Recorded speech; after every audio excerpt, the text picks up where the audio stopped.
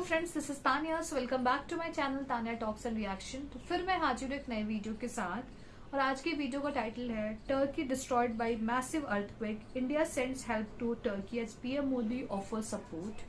World affairs की video है। Video को जो ओरिजिनल लिंक मैं डिस्क्रिप्शन बॉक्स में डाल दूंगी, आप वहां जाके ओरिजिनल चैनल को भी सपोर्ट करिए friends.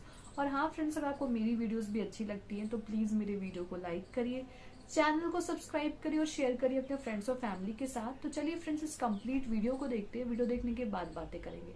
So let's start watching the video. Powerful earthquake to hit Turkey, 1400 लोगों की ये मौत बता रहे हैं, जबकि रियलिटी में टर्किश मीडिया कह रहा है कि आराम से जो टोटल डेथ टोल है ये 1600 से लेकर 1800 के आसपास पहुंच चुका है। क्योंकि देखो हुआ यहाँ पर क्या, टर्की को पहले एक अर्थक्वेक ने हिट किया जिसका रिक्टर स्केल पर मैग्नीट्यूड कितना था, 7.5। फिर उसके कुछ ही मिनट्स बाद एक सेकंड अर्थक्वेक आया टर्की में, इसका मैग्नीट्यूड कितना था, 7.8। कंपैरिजन के लिए बता रहा हूँ कि भारत में गुजरात के भुज में जो भूकंप आया था, जिस पर बाद में मूवी भी बनी थी कायपोचे, वो अर्थक्वेक था 7.6 मैग्नीट्यूड का। तो कंपेयर करके देख लो कि वो एक अर्थक्वेक, यहाँ पर 2 अर्थक्वेक ऐसे आए और उसके बाद भी कहानी नहीं रुकी, एक तीसरा अर्थक्वेक और आ गया, थर्ड अर्थक्वेक रैटल्स टर्की। इसका मैग्नीट्यूड थोड़ा सा कम है, 6 के आसपास का सा मैग्नीट्यूड है, मगर एक देश को लगातार अगर 7 मैग्नीट्यूड से ऊपर के अर्थक्वेक हिट करते हैं तो आप मान लीजिए उस देश का इंफ्रास्ट्रक्चर बुरी तरीके से बर्बाद हो चुका है। और यहाँ पे आप देख पाओगे ये कुछ वीडियोस हैं, इमेजेस हैं टर्की से, एब्सोल्युटली हॉरिफाइंग जो दृश्य निकल के आ रहे हैं टर्की से। यहाँ पर देखिए कहीं ना कहीं मदर नेचर, ऊपर वाला जो भी आप कह लीजिए, उसके सामने सर झुकाने का मन करता है, क्योंकि यहाँ पर पता लगता है कि हम ह्यूमन बीइंग्स कितने ज़्यादा पावरलेस है। जब नेचुरल डिजास्टर आते हैं ना, तो यहाँ पे आप देख पाओगे बड़ी बड़ी बिल्डिंग्स का ये हाल होता है। और देखो अब बीच में ना कुछ वीडियोस ये भी सामने आई थी कि टर्की में ना एक्सप्लोजन हो रहे हैं। बहुत सारी वीडियोस आई है कि जी यहाँ पर एक्सप्लोजन हो गया, जैसे कि यहाँ पे आप देख पाओगे। अब ये एक वीडियो है, उसके अलावा बहुत सारी और वीडियोस है। लगातार ना टर्की में एक्सप्लोजन हो रही है। इसका रीज़न क्या है? रीज़न अब देखो ये है कि कई बिल्डिंग जो है ना, ये इनकी नेचुरल गैस की पाइपलाइन पर गिर गई। या तो बिल्डिंग्स गिरी हैं या तो अर्थ पे जो क्रैक आए हैं उसकी वजह से इनकी जो बहुत सारी नेचुरल गैस पाइपलाइंस थी, यहाँ पर लीकेज होनी स्टार्ट हो गई और उसके बाद बड़े स्केल पर विस्फोट भी हुए हैं। इसमें कितने लोग मारे गए हैं इसका अभी कोई अंदाजा भी नहीं लगा सकता। तो जब ऐसी स्थिति एक देश में हो जाए ना, तब उस देश की सरकार हाथ खड़े कर देती है। नाउ अगेन यहाँ पे आपको समझना होगा, आप में से मुझे पता है कुछ लोग पूछोगे इंडिया हेल्प क्यों सेंड कर रहा है टर्की को। आपने थंबनेल में भी लिखी है बात, उसके अलावा हमने रिपोर्ट्स में भी पढ़ी है कि इंडिया मदद सेंड कर रहा है टर्की को। टर्की ने तो कश्मीर का इशू उठाया था, टर्की आतंकवाद को सपोर्ट करता है, तो टर्की को हम अपनी तरफ से हेल्प क्यों भेज रहे हैं? देखो रीज़न समझ लो, टर्की ने हेल्प मांगी है जब कोई ऐसी हालत में हो जहाँ पे हज़ारों लोग मर रहे हैं। और अभी तो देखो डेथ टोल कहाँ जाकर पहुँचेगा हमें पता ही नहीं है इसका। मैं कोई नंबर कोट करना चाहता नहीं हूँ क्योंकि डिस्ट्रक्शन कितनी हुई है। मैंने बहुत इस पर आर्टिकल्स पढ़े, रिसर्च करने की कोशिश करी, मगर मैं भी एक कंप्लीट आइडिया लगा नहीं पा रहा। लग रहा है कि परहैप्स करोड़ों लोग बुरी तरीके से इम्पैक्ट हुए हैं इस अर्थक्वेक से। तो कितने उसमें मृतक होते हैं वो बाद में पता लगेगा। तो टर्की की हालत इतनी ख़राब है कि इनकी सरकार ने ना 4th लेवल अलर्ट इशू कर दिया है। आप यहाँ पे कहोगे ये क्या होता है? देखिए, जब एक देश में हालत इतनी ख़राब हो जाए कि सरकार को ही समझ नहीं आ रहा कि क्या करे, किसकी हेल्प करे, किसकी हेल्प ना करे, तब वो देश ना इंटरनेशनल कम्युनिटी की तरफ देखकर कहता है हेल्प मी। और टर्की भी यही कह रहा है, टर्की ने मदद मांगी है इंटरनेशनल कम्युनिटी से। जब एक देश लेवल 4 अलार्म हिट करता है तो मतलब कि वो देश इंटरनेशनल हेल्प मांग रहा है। तो ऐसे केस में देखिए भारत का दायित्व बनता है कि हम टर्की की कुछ ना कुछ हेल्प करें, और हमने इसीलिए रेस्क्यू टीम डिस्पैच कर दी है। प्राइम मिनिस्टर्स ऑफिस ने यहाँ पर यह कहा है कि हम लगातार मेडिकल टीम सेंड करते रहेंगे।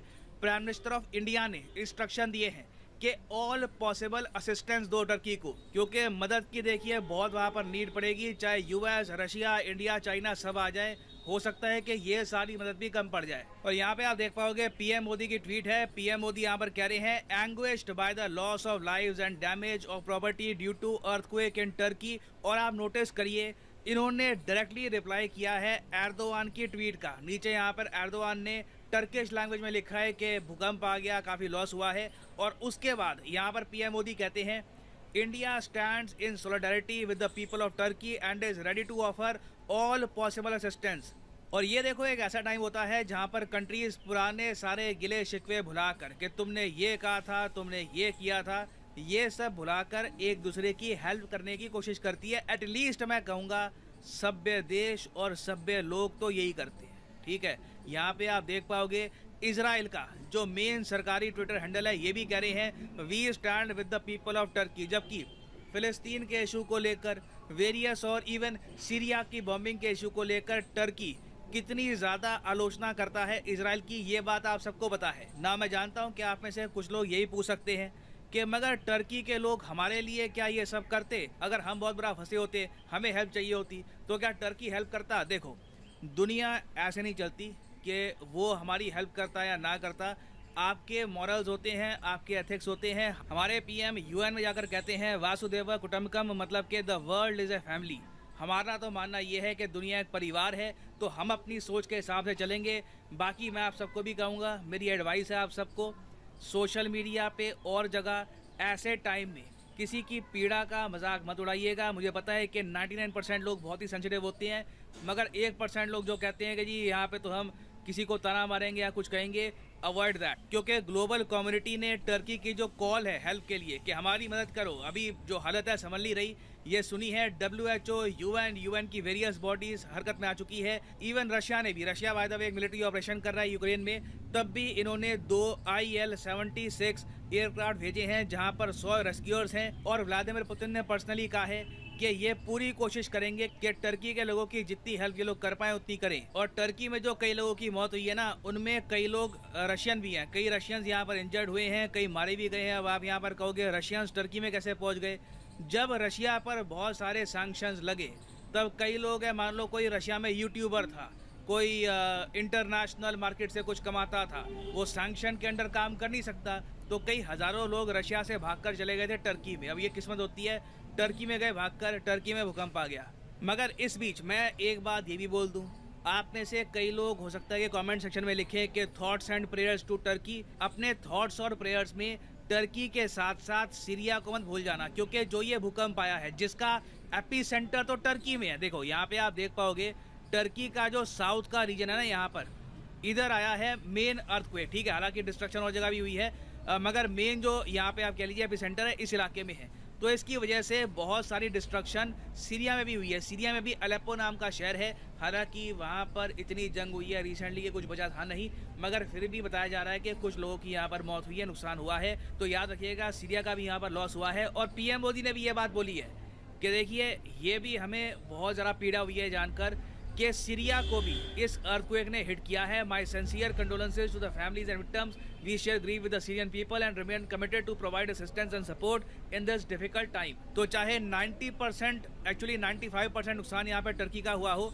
मगर सीरिया को भूल मत जाना। अब यहाँ पे आप कहोगे मगर टर्की में इतने भूकंप आते क्यों हैं? क्योंकि देखो टर्की में 2 बहुत बड़ी फॉल्ट लाइन गुजरती है। एक तो है नॉर्थ एनाटोलिया फॉल्ट लाइन, इसकी वजह से काफ़ी बार नॉर्दर्न टर्की में आते हैं भूकंप। फिर है ईस्ट अनाटोलियन फॉल्ट लाइन, इसकी वजह से काफ़ी बार जो भी यहाँ पे भूकंप आया है इस इलाके में भूकंप आते हैं। तो टर्की में देखो लगातार भूकंप आते रहेंगे, इन द पास्ट आते रहे हैं, भविष्य में भी आएंगे, क्योंकि टर्की ऑलमोस्ट आप कह लो यूरोप और एशिया की जो टेक्टोनिक प्लेट्स हैं उनके बीच में ग्राइंड हो रहा है। तो टर्की को देखिए भविष्य में सोचना होगा कि ये ऐसा इंफ्रास्ट्रक्चर बनाए जिसमें अर्थक्वेक से इतना नुकसान ना हो। और वैसे एक जियोपॉलिटिकल पर्सपेक्टिव से मैं बात करूँ ना यहाँ पर, तो इस अर्थक्वेक का इम्पैक्ट, नेगेटिव इम्पैक्ट यूरोप पे आएगा। देखो क्या है कि यूरोप ने ये सोचना, प्लानिंग ये चल रही थी कि रशिया से नेचुरल गैस ना परचेज करके ना ये लोग क्या करेंगे कि जो सेंट्रल एशियन देश है इनसे नेचुरल गैस परचेज कर लेंगे और यहाँ पे मेन इनका जरिया होगा टर्की। टर्की सब के लिए बहुत लंबे समय से काम कर रहा था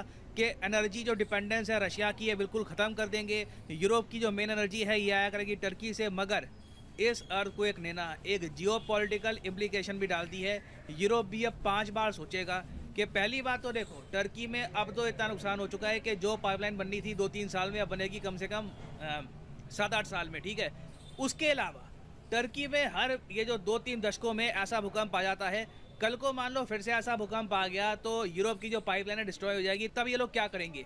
तो यहाँ पर देखिए आप एक जियोपॉलिटिकल सेंस में कहें तो रशिया को बड़ा फायदा हुआ है। यूरोप की जो डिपेंडेंस है रशिया पर इन द फ्यूचर बढ़ने ही वाली है। और अभी देखिए टर्की से रिलेटेड बहुत सारी न्यूज़ और आएगी, तो उस पर मैं अपडेटेड वीडियोस लाता रहूँगा। फॉर द टाइम बीइंग ये है एंड इस वीडियो का और एक आपके लिए इंपॉर्टेंट मैसेज। और फाइनली यहाँ पर मैं ये भी ऐड कर दूँ कि लाइफ में अगर आप एक बार प्रॉपरली एक एग्जामिनेशन की तैयारी करना चाहते हैं, घर बैठे या काम करते हुए कहीं भी, तो अनअकैडमी के क्वालिटी कोर्सेज आप परचेज कर सकते हैं at a heavy discount. Simply जाइए कमेंट सेक्शन में, यहाँ पे आपको मिलेंगे एग्जाम्स के link. For example let's say आप प्रिपेयर कर रहे हैं यूपीएससी के लिए, तो यूपीएससी के लिंक पर यहाँ पे आपको करना है क्लिक और यहाँ पे आप कर सकते हैं परचेज यूपीएससी का कोर्स, जिसके अंडर प्रीलिम्स और मेंस दोनों यहाँ पे आपके कवर होंगे। अगर आप चाहते हैं कि सिर्फ 3 महीने का कोर्स परचेज करना है या 6 महीने का फॉर द प्रीलिम्स, ये भी आप कर सकते हैं परचेज। मगर जो प्राइसेस यहाँ पर लिखे हैं ये कभी भी पे मत कर देना, सिंपली कोड यूज़ करो PD10 और अपने आप प्राइसेस गिरने स्टार्ट हो जाएंगे। You will be able to save a lot of money, so use the code PD10 and save money. So इसी नोट के साथ ये है वीडियो का अंत। Thank you for listening and as always God bless you all. तो friends video ही खत्म and it was a very sad news कि मतलब इतने सारे लोगों की जान चली गई। अर्थक्वेक मतलब अभी तो 1700-1800 एक ऑफिशियल फिगर है जो 1-2 दिन पहले आई थी, उसके साथ अभी कितना एक्चुअल होगा अभी कितनी, ये तो इन लोगों की डेथ हुई। कितने लोग एक्सीडेंट में पैर हाथ चले जाते हैं जिसके आगे की उनकी लाइफ एकदम हेल हो जाती है। क्या एक तो मैंने पता नहीं वो रियल थी क्या थी कि 2 बिल्डिंग के बीच में एक आदमी फंस के उसको निकाला जा रहा है। मैंने ऐसे कोई देखा था, I don't know it was real और इसी की थी, but it was horrifying. So but India की तरफ से मैं कहूँगी, इंडिया सच में अपनी जो पॉलिसी है वसुधैव कुटुंबकम वो निभा रहा है। इंडिया इज सेंडिंग हेल्प, अपनी NDRF की टीम ने भेज दी है, बहुत सारे मेडिकल असिस्टेंट्स, डॉक्टर्स, सब कुछ भेज दिया है कि जो हम कह रहे हैं वो कर भी रहे हैं। और इस टाइम ना कि हम वी आर नॉट दैट वो नीच कंट्रीज की इस टाइम भी हम अपनी दुश्मनी निकाले कि अरे वो कमजोर है तो उसको और हिट करो। नहीं भाई, उस समय कॉमन लोग की लाइफ गई है तो उस समय में हेल्प करना चाहिए। और जब टर्की ने ओपनली कहा है, इंटरनेशनल कम्युनिटी से कहा है कि हमें, और इंडिया जब एक ग्लोबल लीडर बनता है तो आपको काम भी ऐसे ही करना चाहिए, ऐसे ही करना पड़ेगा। ये नहीं कि मतलब कि बैक बिचिंग करना और जब कोई परेशानी में हो तो उसको गलत फायदा उठाना, क्योंकि हमें दिख रहा है सबको, पूरी इंटरनेशनल कम्युनिटी साथ में आई है। और इंडिया का तो वैसे ही पॉलिसी कि इंडिया किसी भी कंट्री में दिक्कत होता है तो इंडिया सबसे पहले अपनी टीम भेजती है और ट्राई करती है चीज़ों को मिनिमाइज करने का। और इंडिया ने कहा भी है प्रॉपर, हमारी मिनिस्ट्री ने कहा है और जो PMO ऑफिस ने कहा है, मोदी जी ने भी प्रॉपर पर्सनल ट्वीट किया है और सीरिया के लोगों को भी ट्वीट किया है। सो भले ही टर्की ने हमें कभी सपोर्ट नहीं किया और पाकिस्तान को सपोर्ट किया, but we have a certain ethics. India के पास एक एथिक्स है, इंडिया एक ऐसी वैसी कंट्री नहीं है। We are going to be global leader, so we should behave in that way and I am proud that India behaved in that way. So this is all and for the day. In case if you want me to react on some other videos, please you can put the link in the comment box below. So this is all for today. See you in the next video. Till then, bye, take care.